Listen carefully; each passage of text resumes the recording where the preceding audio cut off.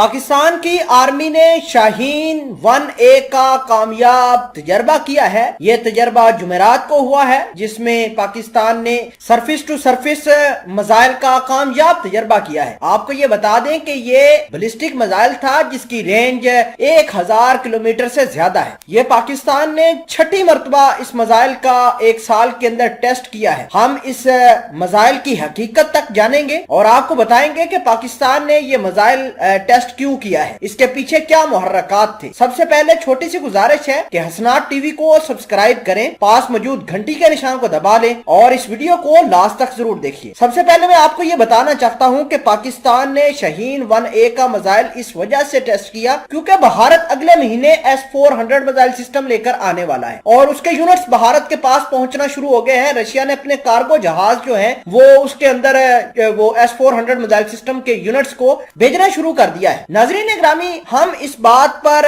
یقین رکھتے ہیں کہ پاکستان کے میزائل جو ہیں بھارت کے ہر میزائل سے بہترین ہیں۔ وہ اس وجہ سے کہ بھارت بھلے ہی S-400 میزائل سسٹم رشیا سے لے کر آ جائے، لیکن بھارتیوں کے پاس اتنی کیپیسٹی نہیں ہے کہ وہ پاکستان کے خلاف اس سسٹم کا استعمال کر سکے۔ پاکستان کے لیے چائنا نے بہت زیادہ بڑی آفرز کری ہیں، یعنی کہ چائنا نے پاکستان کو HQ-9 جو سسٹم تھا وہ دیا، وہ بالکل S-400 میزائل سسٹم کی کاپی ہے، تو پاکستان نے وہ بھی انڈکٹ کر لیا ہے۔ شاہین 1A کا آج ٹیسٹ کر لیا ہے اور اس ٹیسٹ کا مقصد یہ ہے کہ بھارت کو بتانا ہے کہ پاکستان کی صلاحیت کس قدر زیادہ ہے۔ میں آپ کو یہ بتانا چاہتا ہوں کہ پاکستان نے اس سال 5-6 مرتبہ اس میزائل کا ٹیسٹ کیا ہے۔ یہ مارچ 2021 کے اندر کام شروع ہوا تھا اس کے اوپر، اور ہر دفعہ جب ٹیسٹ کیا جاتا ہے اس میں کوئی ٹیکنیکل چینجز لا کر ٹیسٹ کیا جاتا ہے۔ اس سے شاہین 1 کی جو کیپیسٹی ہے وہ مزید اس ٹیسٹ کے اندر بنائی گئی ہے اور اس کے ٹیکنیکل جو انفراسٹرکچر ہے اس کے اوپر کام کیا گیا ہے۔ ناظرین گرامی، ہم چھوٹے الفاظ میں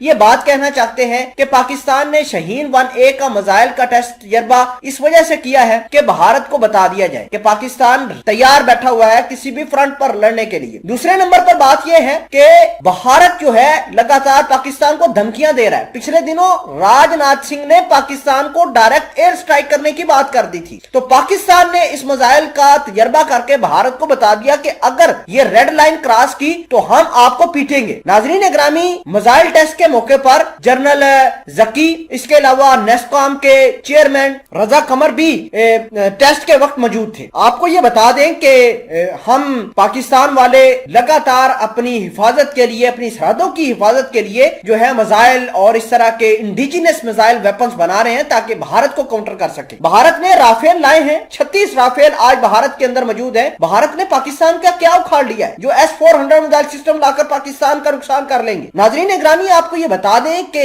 پاکستان کے پاس الحمدللہ بابر، غوری، شاہین، اس طرح کے کافی میزائل ہیں جو بھارت کو ملیا میٹ کر سکتے ہیں۔ یہ بھارت کے لیے ایک بہت بڑا پاکستان نے سرپرائز دیا ہے۔ ناظرین گرامی، پاکستان کے جو وزیر اعظم عمران خان ہیں، انہوں نے صدر عارف علوی نے پاکستان کی آرمی کو، پاکستان کے جو انجینئرز تھے جنہوں نے اس پروجیکٹ کے اوپر کام کیا اور اس میزائل ٹیسٹ کو کامیاب بنایا، ان کو ڈھیر ساری مبارکباد دی، اور پورا ملک ہمارے اس چینل کے توسط سے پاکستان آرمی اور انجینئر کو مبارکباد بھیجے جنہوں نے پاکستان کی جو دفاع ہے اسے ناقابل تسخیر بنایا۔